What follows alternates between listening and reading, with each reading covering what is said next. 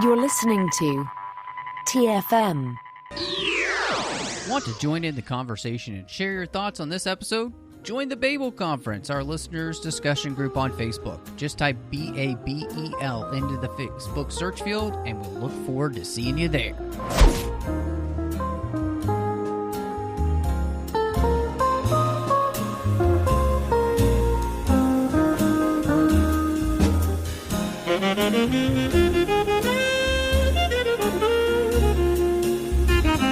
Hello and welcome to TFM's local watering hole. Just so excited to be here. And honestly, I don't even know where here is right now because this place looks like a mixture between a lot of different places I've been in my life. So this must be Slumberland. Christy, do you know where we are? There's a lot of butterflies. It looks like it's, slowly taking shape. Maybe there's salsa dancing? Huh. Is that your dream world? Yeah, I forgot to mention, in real life I'm a nun, but in my dreams I'm a salsa dancer. Oh, wow. That's so interesting. I thought you were married, but I guess I was wrong. Well, anyway, today we're going to be catching up with a film that came out over the holiday season, over Christmas, with Slumberland, and it's over there on Netflix. It's starring Jason Momoa and Kyle Chandler, Christopher O'Dowd. So check it out if you haven't gotten a chance, and we'll let you know too if we think you should see it. We're so excited, as always, to have you with us. Thank you so much for listening. We hope that you're supporting us over on Patreon, so you got to hear our exclusive Patreon episode in the VIP room. You can only get the VIP room episodes over on Patreon, and we'll have more of those to come throughout the year. So support us over at patreon.com/TrekFM. Become part of the team. You can also support us if you love the show. Hit us up with a star rating and review over on Apple Podcasts or Spotify. You can also support us as well by following us on social media. We're on Twitter at the 602 Club. We're on Instagram at the 602 Club TFM.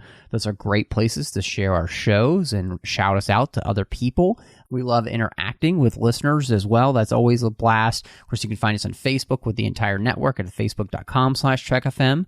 And there is a listeners-only discussion group that you can join called the Babel Conference, and you can talk to listeners from all over the world about all the shows that are going on here on TFM. Of course, we've got lots of Star Trek going on as well outside the 602 Club. You can find us online at trek.fm, and maybe you'd like to send us an email. You can do that over at trek.fm/contact. So, Christy, this was one that there were a lot of things that came out streaming-wise over the holiday season, and we weren't able to talk about them all.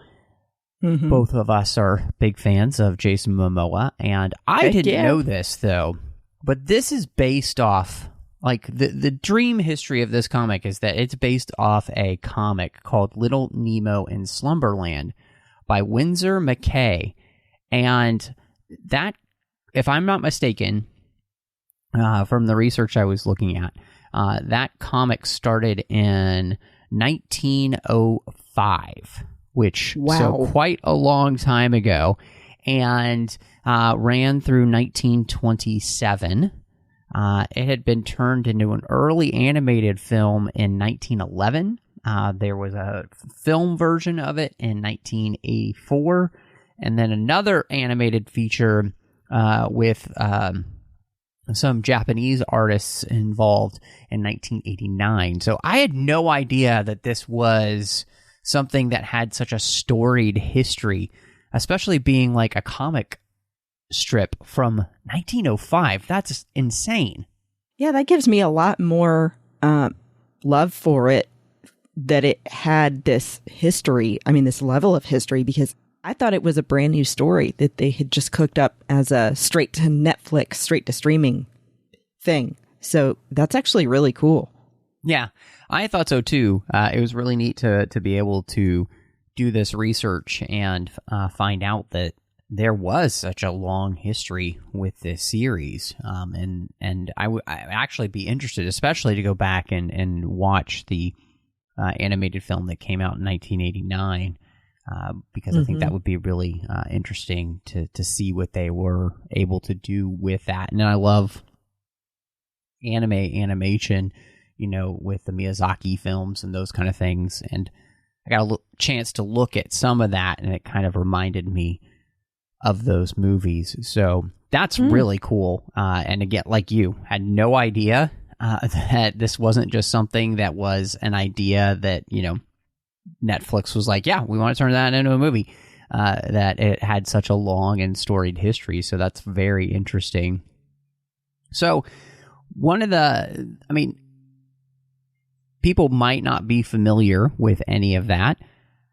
They also might not just be familiar with the setup of this film in the first place. And so there's, like many kind of alternate fantasy type movies, this is a fantasy film that has its own rules and everything. And in this, we learn, that Slumberland is real. And it's a place that's run by the Bureau of Subconscious Activities. So your dreams are actually a real place, basically, where your dreams are giving you what you need. And they're planned. Yes, exactly. Which, wow, who plans some of that stuff? I don't know if I want to know that, but what kind of minds think that up? But dreams can also be hacked, we learn. Like there's a map and it contains all of the dreams that happen in the world, the type of variations of dreams, and you can if you learn the secrets of the map, you can be in dream world or Slumberland much longer by being able to get from one dream to the next through these secret doors. And so that alone was just such an interesting idea, I think, for a movie that, Slumberland is this real place, and the reason for dreams is that they are to help somebody get from one place to the next in their real lives. Mm-hmm. And, it's cool because they've actually said scientifically in real life that dreams help us work out subconsciously things that we're troubled about or excited about, so that we make sense of it while we sleep and then feel better about it in the morning, even if you don't remember it. And that's the other thing, that we can have dreams and not necessarily remember that we had them, but that possibly you're always dreaming, you just may not remember it. And so I like that also adds to the mystery here that they've created, and they just kind of built on that and added some new rules. So it still feels very mysterious to me because of those things. And I think that it's a great world to get to play with because it is so open-ended. And I love that they're saying that there is this whole other world in, the dream world. And thankfully we're not going the route of the Sandman or whatever, I like that they make it much more for kids, and it's called Slumberland, and it's a little more friendly, but that obviously they still have to address there's this area where bad dreams do happen called the Sea of Nightmares. So I really like that they combined all of that together and don't set it up by giving you a lot of typed exposition to read or anything. They just kind of give you bits at a time and show you rather than tell you everything all at once at the beginning. Yeah, I agree with you. I think that was one of the things that I really enjoyed about the film is that there is this kind of slow reveal throughout the film of all of the different rules that go along with Slumberland itself, and you find out as you go along about rules like you got to be careful how long you're in Slumberland, and if you get caught in somebody else's dream, you may not be able to return to your body, which they don't necessarily explain right away exactly because it feels like, oh, you might die, but really what that comes down to is that it cuts off a part of who you are, from the real world, and therefore you're kind of like, it's almost like you're splitting yourself, so you're not going to be a whole person. You're only going to be like half of who you are, which is kind of terrifying. The fact of having the Sea of Nightmares and being able to find a pearl that grants you any wish in Slumberland, and the map and how all that works and how the Bureau itself works, and everything is I think doled out in a way that builds in the film our understanding of this world and everything. But I feel like one of the things they do really well, they don't overburden you with information. They don't overshare, and they just give you what you need to help the story make sense. But then it allows your imagination, I think, to run wild, which to me is honestly the best thing you could do. Yeah, especially when it's a movie that I do feel is aimed more at the younger audience. It's also helping them deal with some very big overarching themes by making it a little more bite-sized and fun, and adding, even just the like whimsical nature of how some of the dreams look. I loved the reveal of the driver of the garbage truck because, Nemo says, "Who would dream of driving a garbage truck?" And of course, it's a little kid who says, "I'm driving my truck." So, that like little kids have very fantastical dreams, but then also maybe they dream of something simple like that. But to them, that's a really exciting thing. It's independence, So I like that too.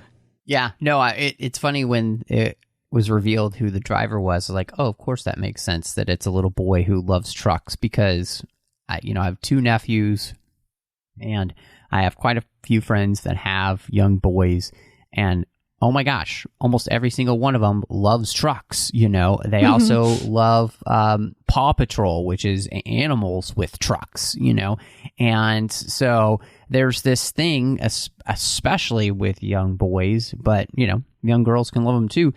There's just something about big trucks that's appealing, and they love it. So yeah, I absolutely adored that being a part of the film. And I think them kind of playing on all the different types of dreams, like who knew that the most popular dream in Canada is flying on massive geese, Canadian geese. Yeah, exactly. So knowing where the next Tim Hortons stop is. So that was funny. But all of that, I think it just, again, they create a really rich world. And to me too, one of the smart parts of the film with kind of creating Slumberland and making it this real place is that you're helped by not needing everything to look perfect visually and visual effects wise, because you're in the dream world. And, if anyone who remembers their dreams, there are very few dreams that are so vivid that you actually feel like they're super real.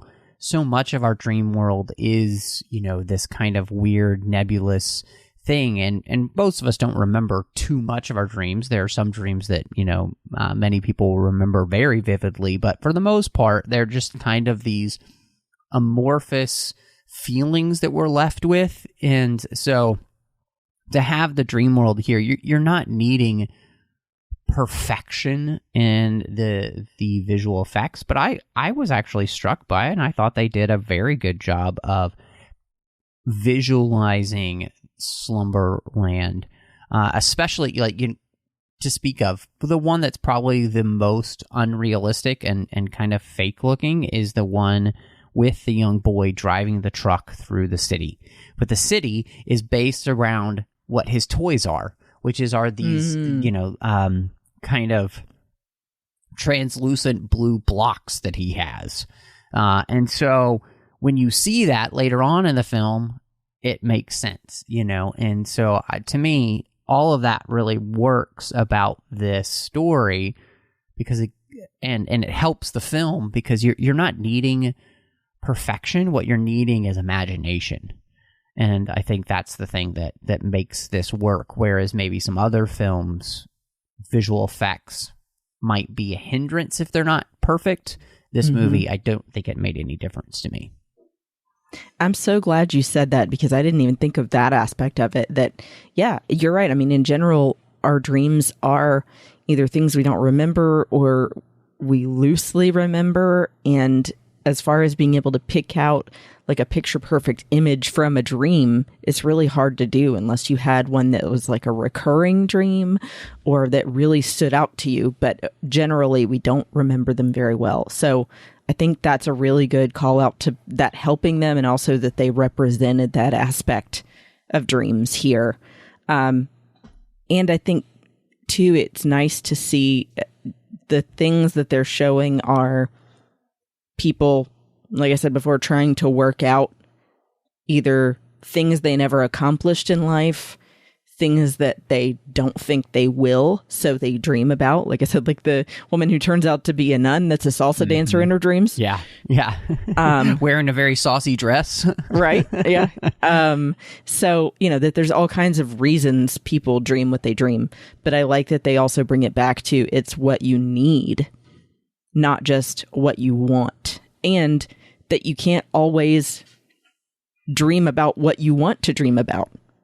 Yeah, I mean, in all honesty, most of us don't and aren't able to, right. And I think that's, something, of course, that we learn throughout the movie, too, with this idea that you are able to connect in Slumberland in a way that allows you to control the dreams that you go into and the adventures you can have, and how by the hacking.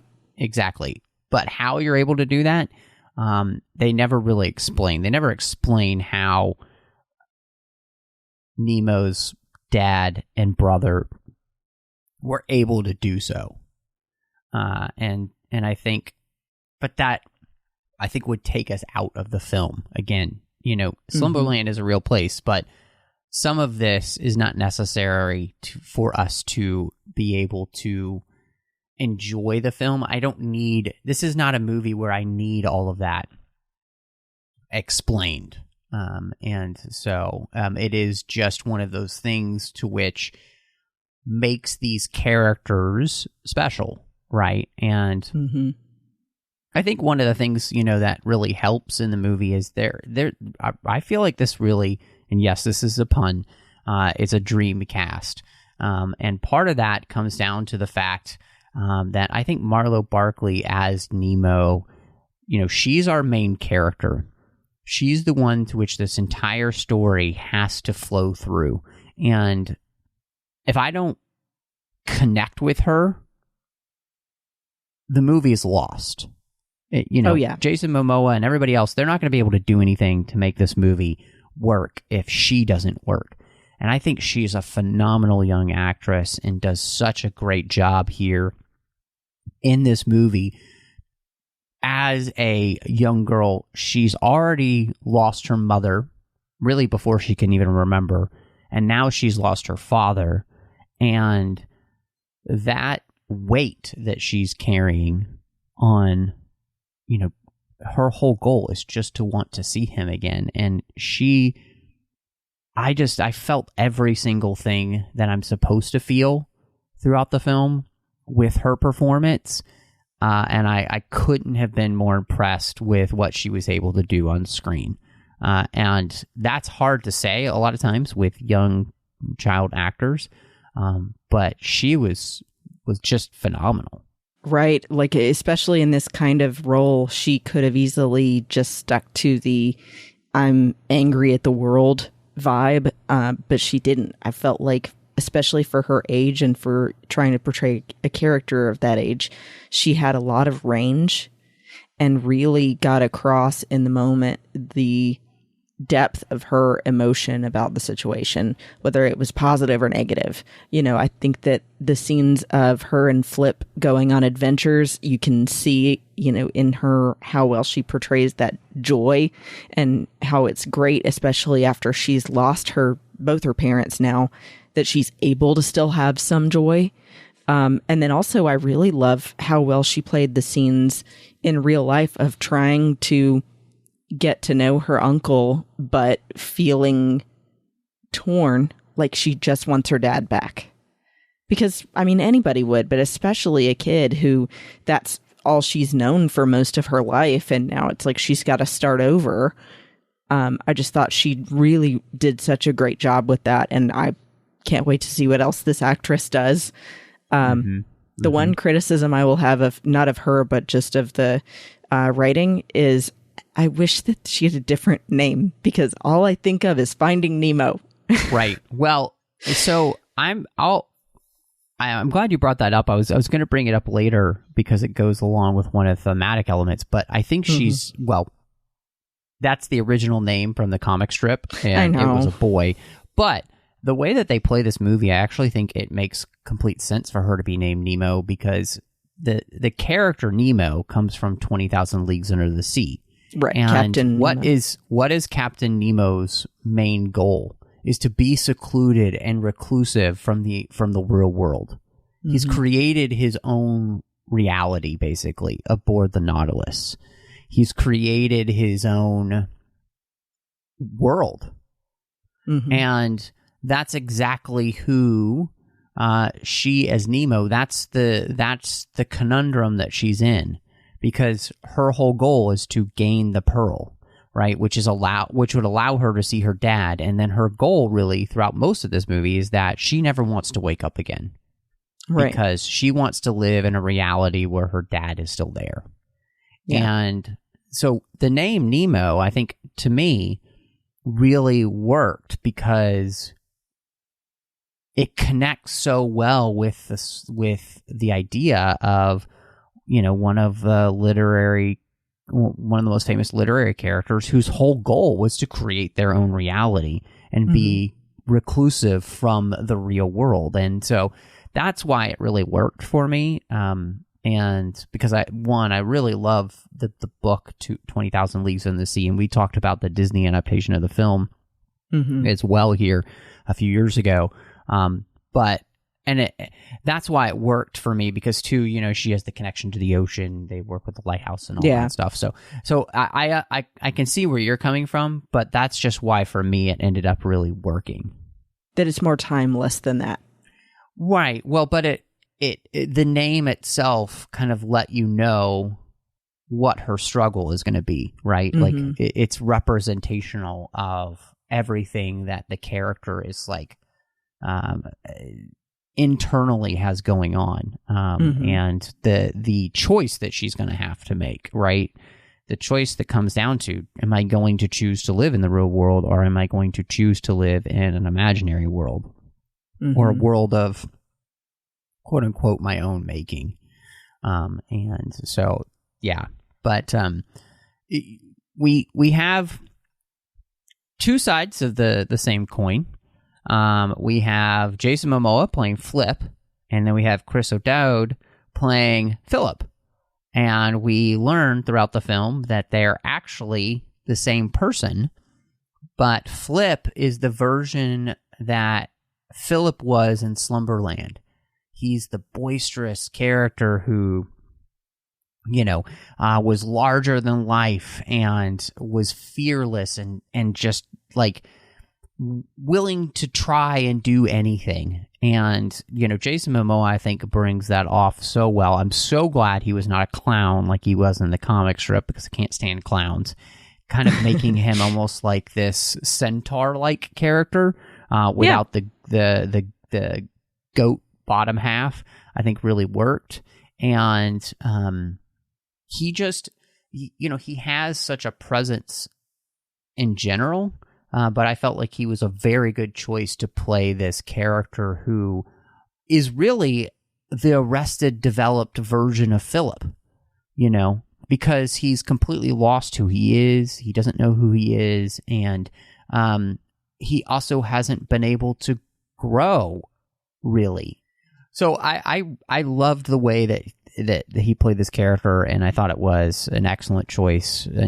Jason, I love James Momoa anyway, but I think he's able to use a lot of his natural kind of gravitas for the role in the first place.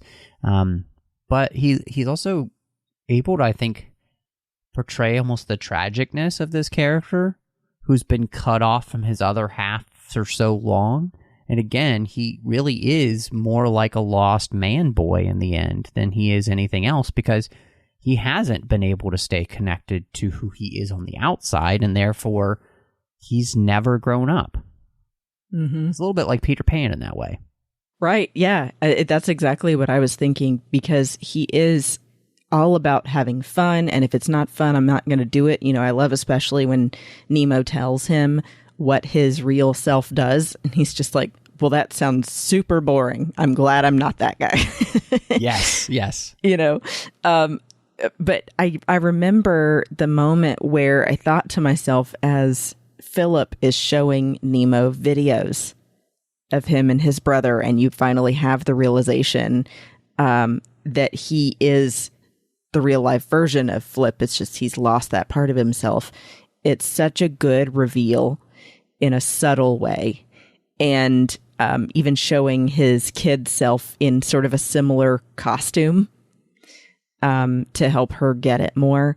And I love Jason Momoa, like you said, anyway, just as an actor. But I'm glad here that he didn't just go completely ridiculous into being a clown the whole movie.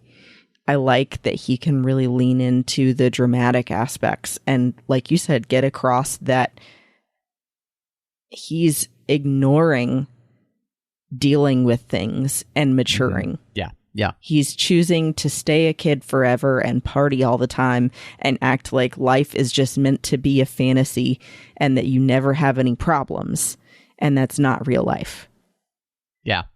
No, I think you're 100% right. And I think on the flip side of that, Chris O'Dowd playing Philip, I've seen him in many things, and usually he's in a much more humorous mood in the sense they have him playing a lot more humor. But here, right. I think he does a fantastic job of playing this reclusive doorknob salesman who is shut off from everything and shut off in a way that, is damaging and hurtful, not only to himself, but everybody around him. And he can't see it and he can't realize it and he can't care because a whole portion of himself is gone. And I really, and it's so beautiful, like, he's trying to reach out to Nemo, but he really, truly kind of lacks a whole portion of himself that would make that possible. And he does such a great job of playing that, because that's such a hard thing to play. Play it like half of who you are is gone, and it's the half that allows you to relate best to people, be empathetic, be caring, be loving. Cut that out of yourself, and what does that look like? And he does a really good job of somebody who's always on the border of being able to push through, but just can't quite do it. Right. Yeah, I'm glad you brought up, too, that the actor is known for doing more comedy as well, that, you're seeing him in this dramatic role and wondering how it's going to come across. And he does do such a great job. He really shows the struggle. I'm glad that he also gets across that he didn't want this. From the very beginning, you overhear the conversation of him and Carla, where she says it's either this or she goes to the state. She's a foster care child at that point. And so he reluctantly agrees. But at least he's trying. But it is true that he's showing there's still a piece missing. And I think that it really showed his character best when he was at the meeting with her counselor. And he said, I didn't deal with my problems and I turned out fine. Right. And you just immediately, as the audience, go, oh, no. Yeah. No, that did not work out well for you. You think you did. Yeah. I think, too, one of the things that they did perfectly in this film was to cast Kyle Chandler as her father. And, Kyle Chandler was Coach Taylor on Friday Night Lights, one of the best characters on television ever written. One of the best, probably the best marriage ever portrayed in television or in just about any form of media. Such a true representation of what real marriage actually looks like, a really successful one, which they do such a good job. Anyway, this is not a Friday Night Lights podcast, but he's so good. And in the small amount of time that he has on screen, he gets across everything you need to love him and to understand why it is that Nemo would be willing to throw away everything else in her life for being with him more. The relationship that they've built, the closeness that they have. and the trust that they have in one another is really, really beautifully done. And, it's quite idyllic, obviously, the life that they have. But you can tell this is a dad who spent an enormous amount of time, like just so much time pouring into his child and making sure that they feel loved and cared for and understand the world around them. His goal is to help her understand, the reason for, why he talks about the idea of when you can answer this question, you can have the keys to the lighthouse. And what it is, he's trying to get her to understand the larger meanings of life. It's he's just so good. Like, he really is. Oh yeah, I feel like you see these actors and actresses that are known so well as the TV or movie mom and dad. And he, to me, is the quintessential movie dad, because, he was recently in the Godzilla movies as the father, and he's been in so many great dramatic roles as that kind of character. I think that he immediately brings a lot of gravitas as the father here, and that he is trying to teach her so much about the bigger meaning of life. And I'm glad that they then also show, as she's dealing with things and realizing he's not coming back and eventually you have to let that go, that she's also learning from him after he's passed. That she's finally putting together what that meaning is of what the lighthouse is really for. And how to be brave. I mean, I love that she has that moment with the agent of the Bureau of Subconscious Activities, where she tells her what dreams are for and that you don't always get to choose, and that you can't just live in your dream forever. That ultimately you can honor best what you had with your dad by moving on and carrying the good memories with you. Yeah. No, I mean, I 100% agree. You mentioned that, and I think that's one of the things that this movie really dives into. This kind of I was thinking of the song "Dream a Little Dream of Me," which is really what Nemo ends up wanting. She's been raised by this father after her mother passed away, and they run this lighthouse. They have this idyllic life. She's been homeschooled. She knows how to run the lighthouse. They sail together. They play piano together. He tells her stories every night about him and Flip, that she thinks are just stories, but doesn't realize that. But they do everything together. And then when he's lost one night, she's lost. And I think, her learning in her dreams from Flip that he was a real person in this, basically he is this character, that his dad really went on these adventures, and there's this map that can help her find a pearl in the Sea of Nightmares that will grant her a wish in Slumberland so that she can, basically be with her dad and never leave. I mean, I think the thing that I loved about the movie is that it helps set up the reason that so many of us want to escape. It helps set up the reason that so many of us want to create a world all of our own, to get lost in fantasy or in dreams.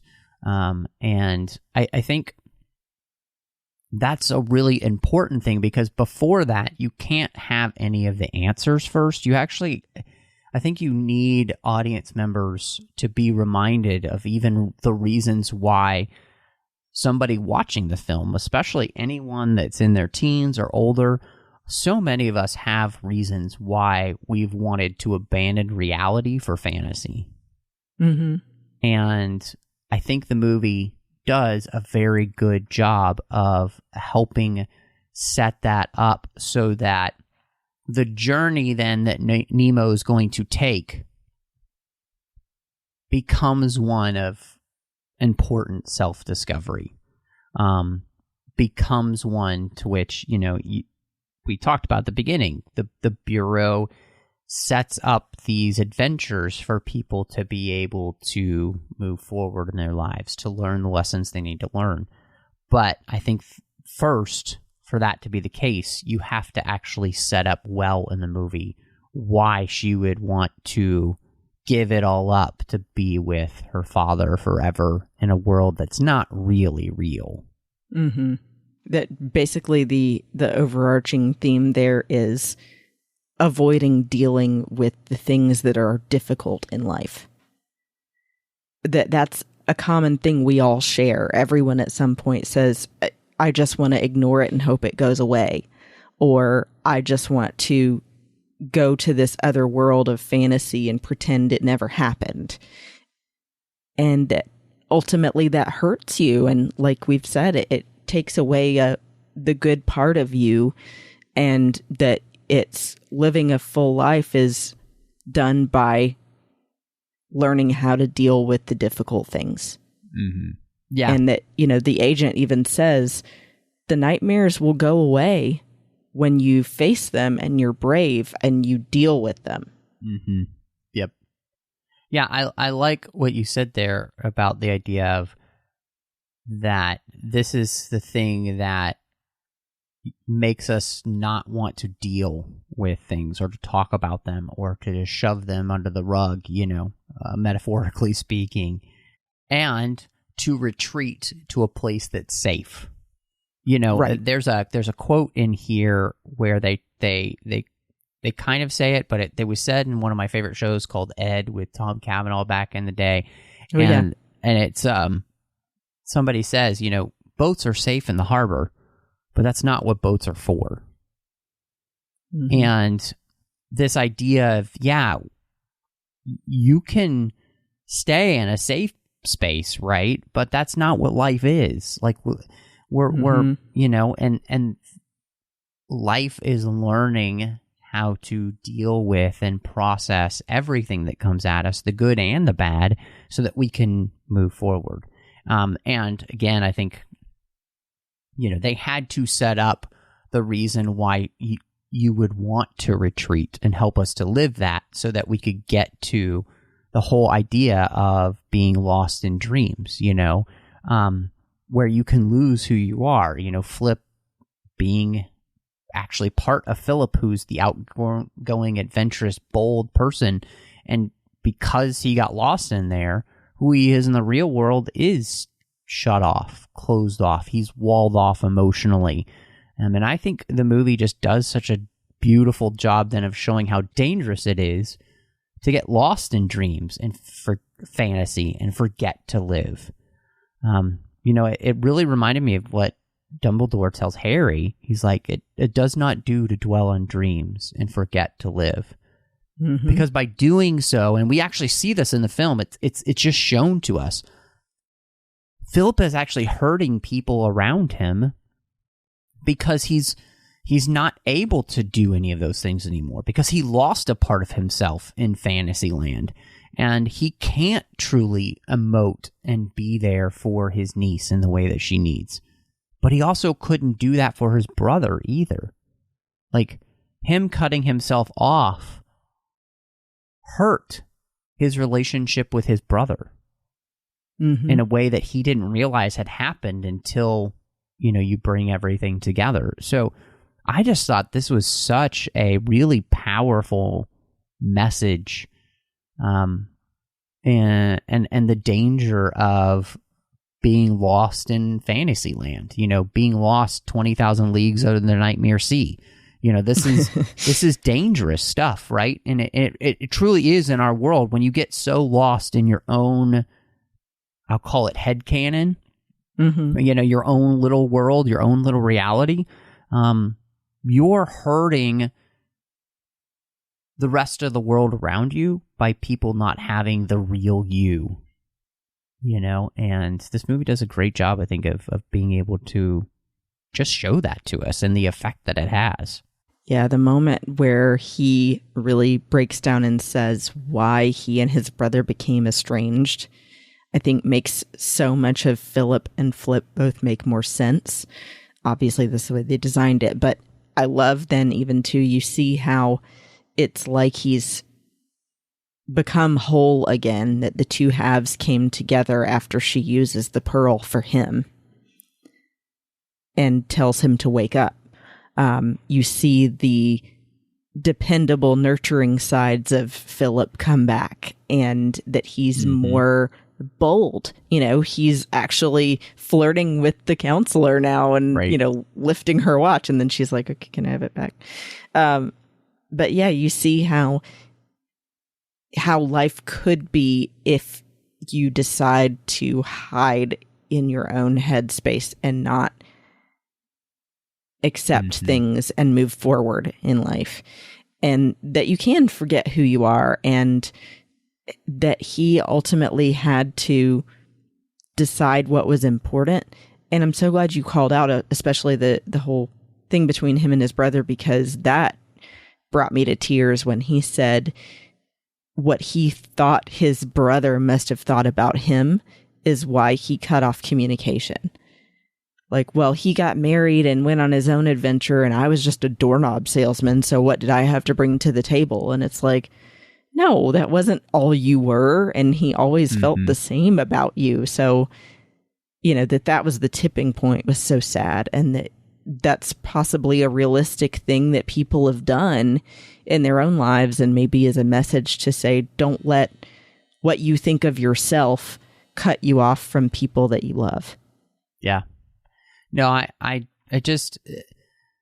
100% agree with you, and I think it's one of the huge strengths of this movie, because this really is such an important message, you know. And I was actually thinking of another Jason Momoa role from Dune, you know, where he says to Paul when they're talking about these dreams he's been having about this girl, and he says, you know, dreams make good stories, but everything important happens when we're awake. And, you know, I feel like that's a very good parallel for where we are in this movie and what it's trying to tell us.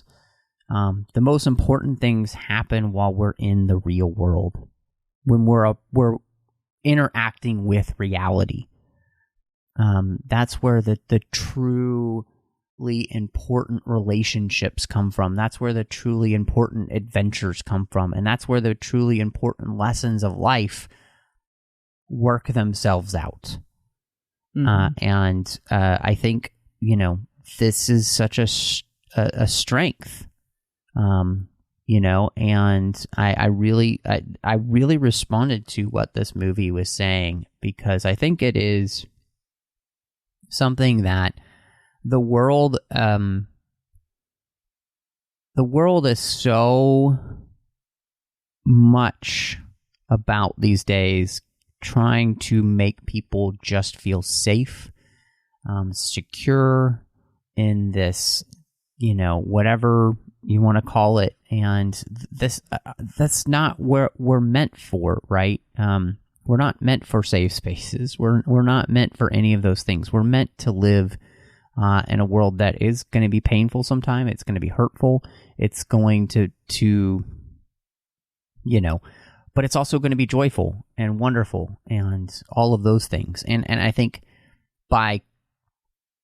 again, we see through the character of Philip, you are constantly being cut off from the good of life when you do hide like that. When you seclude yourself, you know, and lose yourself basically in your own little world. And the other thing that I thought was really gorgeous about this film, and it's something we've talked about many times, is the idea of sacrificial love. And here it's sacrificing dreams, right? And sometimes the most loving thing we can do is to sacrifice our dreams for someone else. And I just thought it was so beautiful in the end of the movie that Nemo is willing to sacrifice her dream of seeing her father again in the dream world to basically resurrect her uncle and to give him a full life, to save him and to make him whole. And to me, that was just so beautiful because, again, we also, I think, live in a world that tells people to only go for their own dreams and do whatever they have to do to get them and be damned anybody else. Mm-hmm. And I think that's so dangerous and so hurtful and so damaging, because that's not actually what life is all about. Life is actually all about the relationships that we have with one another. And it's not just about getting whatever I can get, and I'll do whatever I have to do to get them, and I'll sacrifice whatever I have to sacrifice. Not my own dreams, but I will sacrifice anybody else basically on the altar of those dreams. And so, yeah, I'm rambling, I feel like, but it's just, No, I was just so struck by how beautiful that was. And that even as young as she was, that she made such a mature decision because she cared so much about him and what her father saw in his brother, and that he needed to be himself again and not hide anymore. And so she gives up the thing that she wants the most in the entire world, and that's to see her dad again, in order for him to be better. And it is beautiful. And I think that, I don't think you're rambling at all. It's a big moment that I think, like I said, she's such a young character to be dealing with and able to make the right decision. Shows also how much she grows throughout her journey. And then she's rewarded for that sacrificial love by being given another chance to see her dad. Yeah, I mean, because too, in the end, like, she had learned the lesson, which is that the lighthouse is meant to keep people safe. It's meant to help bring people home. You know, it's not about keeping boats safe. It's about keeping people safe, right?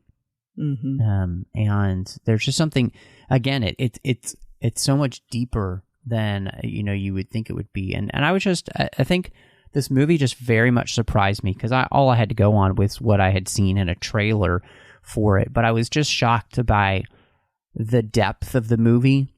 And I thought the beauty of the messages and the way that they were able to come across, it didn't feel like preachy or in your face. It just felt like a wonderfully crafted story, that the type that, when George Lucas talks about, the reason that he created Star Wars, and he had created it to be this thing that helped relay good morals, meanings, and messages to young children in a fun package. That's exactly what I felt like this movie was able to do. And, Anyway, I probably should just get us to our ratings at this point, because everybody's probably thinking like, oh my gosh, they've had nothing but effusive praise for this film. So, Christy, where do you fall down with your ratings for this movie? So I obviously, like you, was really impressed and surprised by the depth that this movie ended up having. And it wasn't just fluff and another kid movie about a place called Slumberland. It had so much more going on that you don't expect just from the thumbnail or the trailer. And so I really encourage people to give it a chance.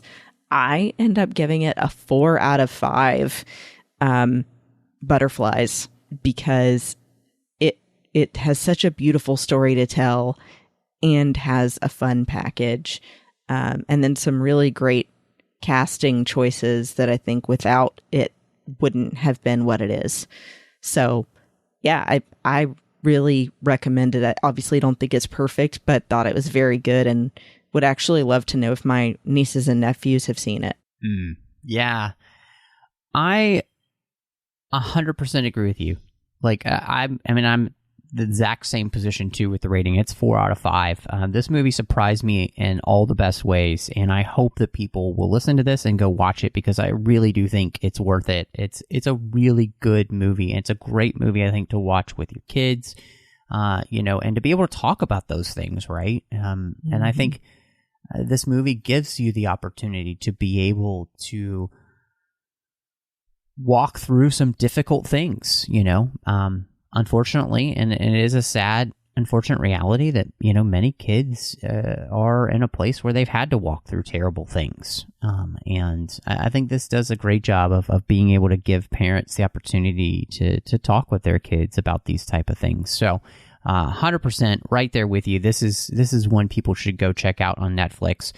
But Christy, it is that time of the show for our recommendations. And so what do you want to recommend to everybody this week?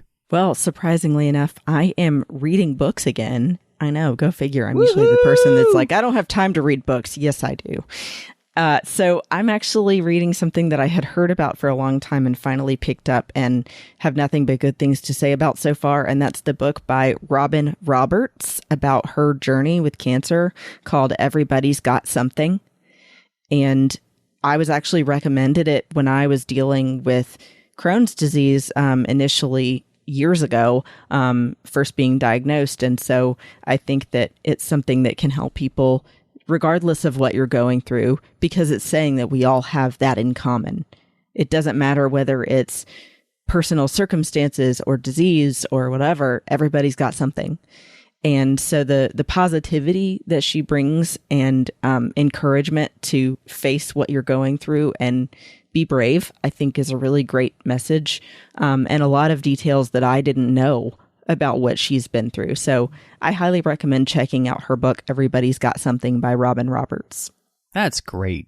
I mean, I love those kind of books, and, those type of things that are just so life affirming are awesome. Mm-hmm. So that's really, really cool.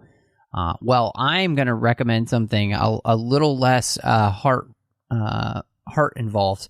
It is, but I just went to the movies today, and I saw Plane with Gerard Butler. And, when I saw the trailer for it, I was like, this is just me silly and stupid. But, it's just a good action survivalist type movie.